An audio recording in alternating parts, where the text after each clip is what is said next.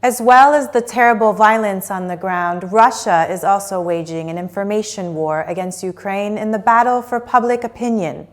Cyabra is a cybersecurity company that tracks fake news, fake accounts, sock puppets, troll farms, and other bad actors trying to influence public opinion worldwide. Joining us now is Rafi Mendelsohn, VP of Marketing at Cyabra. Rafi, thanks for joining us.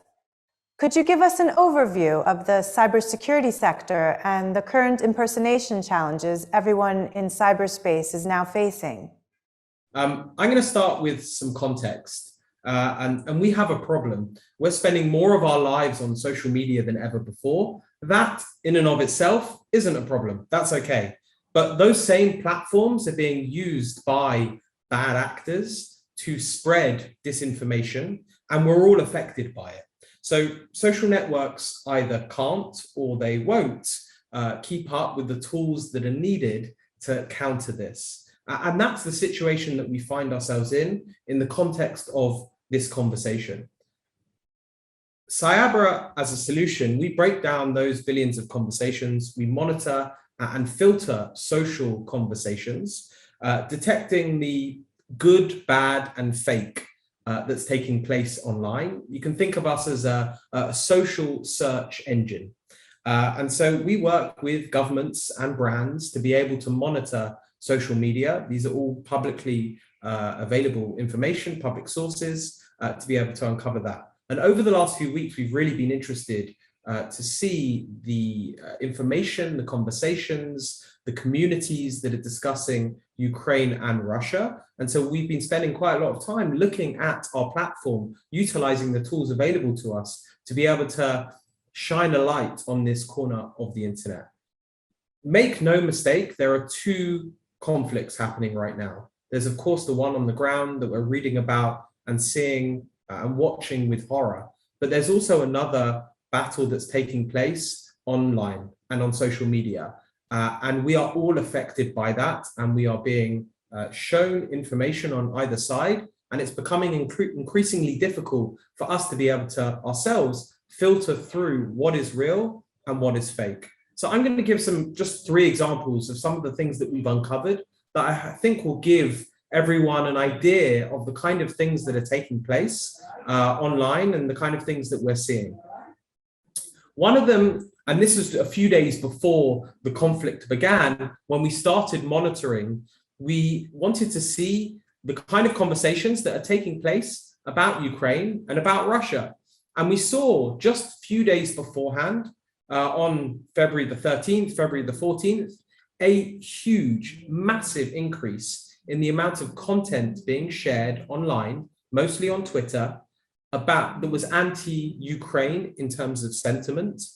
But that might be not surprising to expect more conversations online, whether it's anti or pro, but more conversations generally online as there was more of a media glare and attention being given. So we were reading about it.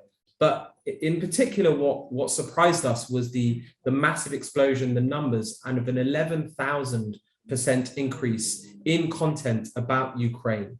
And if to expect a small increase, understandable, but when you start to see those numbers, we often think of these things as breadcrumbs. So it's very, very difficult because of the sophisticated nature of those bad actors out there to be able to pinpoint a specific location or a specific group of people that are behind disinformation and misinformation campaigns. But for us to be able to see numbers like 11,000% is a massive breadcrumb to be able to see, okay, there is something that's taking place there.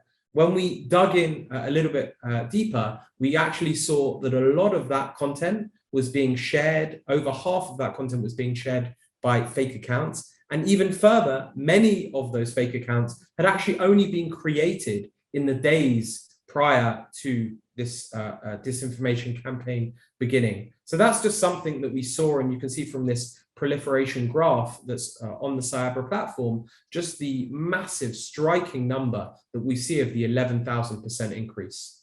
Another one is during the first couple of weeks of the conflict, we started to look at different communities around the world, and especially in Europe, and we actually uncovered a small but significant group of fake accounts in Polish being directed at the Polish community that was very pro-Russia and anti-Ukrainian in its nature.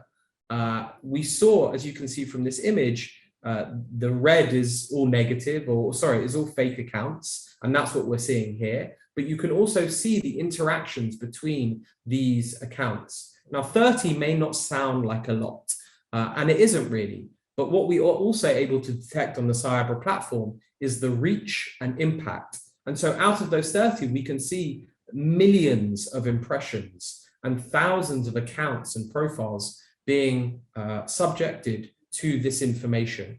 What we found particularly interesting in the first few weeks of the conflict was how the response from the Polish society was to take on board so many refugees and house them in their own homes that were incredibly welcome. So it was very interesting, yet another breadcrumb and some information that we see here, that actually that there are disinformation campaigns being directed specifically in Poland and at the Polish community. And the last example is, of course, we've seen terrible images over the last few days of mass killings that have been taking place. And so we also wanted to see what the conversation has been taking place online. And here we actually see a lot of conversation on Facebook, where there are many accounts that have been created and a lot of content that is being shared that is actually focusing their attention on misdirecting and placing the blame not on the soldiers that are the military that's on the ground, but actually on creating this new narrative on actually that it's the Western countries, and in fact some of these accounts name specifically the CIA that are behind the images of mass killings, which is pretty shocking to see and to read. Once again, it might not be a huge number of profiles. We detected 135 profiles in a specific community. What that means is that they're interacting with each other, sharing their information. So there might be one post, but actually the spread of information is very large. 81% of that community is inauthentic, fake accounts. And here are just some of the examples of the conversations that we're seeing, that is some of the narrative, some of the engagement that we're seeing. And again, this is a small number of profiles, an even higher number of content pieces, but actually the spread and the reach, the exposure of this content is massive.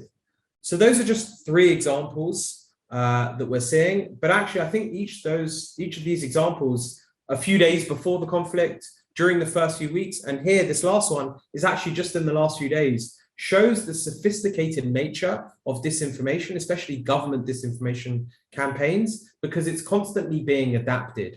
And the resources required to conduct this type of warfare is actually very cheap compared to buying military hardware or guns or tanks, whatever it would be. And so the tools, the way that these disinformation campaigns are taking place is becoming much more sophisticated every day. But actually the way over the last few weeks that these campaigns have adapted, changed, focused on different platforms, focused on different languages, shows just how versatile and effective they can be. This misinformation, and really the age that we're living in now, where war can be broadcast in real time, and it's really just difficult to determine what's true and what's not true. How is this affecting the art of war and people's perception of world events? So the war, as I mentioned, is also taking place on these social platforms. And we are, as you mentioned, we're consuming so much information in real time. And so as our attention goes on to social media, so too are those bad actors, unfortunately, who are focusing a lot of their resources on it. I wish we could say that as a society, we're on top of it and that we're ahead of them. But actually, as we have seen examples in the media of images or videos that have, after the event and after they've gone viral, have been proven as being fake, I think those are really good examples to show that actually we're not ahead of it. And that puts the onus, puts the responsibility of all of us to create better, more sophisticated tools to be able to counter, to be able to shine a light and uncover this activity. Privacy is a major concern. How do you walk the thin line of listening to conversations online, yet also ensure secure cyber connections and information? Absolutely. So our focus is only on OSINT, open source intelligence. These are publicly available information. And so we're really reviewing, but the kind of magic in terms of the Cyabra platform is to be able to take that huge amounts of publicly available information, those data points, and to be able to sift through them, use artificial intelligence and machine learning to be able to make sense of all of that information.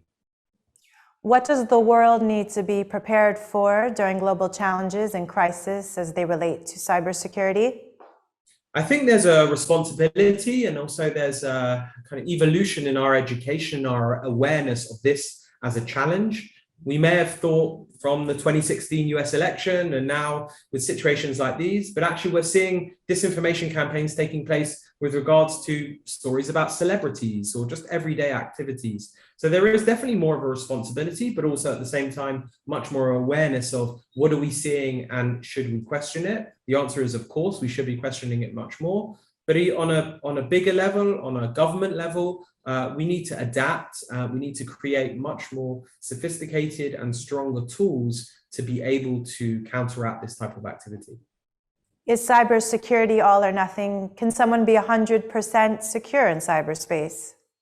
I don't think we can, and I think it's very much an arms war. As they become more sophisticated, we need to up our game, as it were. But this is something that I think as a society we are becoming much more aware of in the last few years, but we're probably only at the beginning of this, unfortunately. Thank you, Rafi Mendelsohn of Cyabra, for sharing your insight.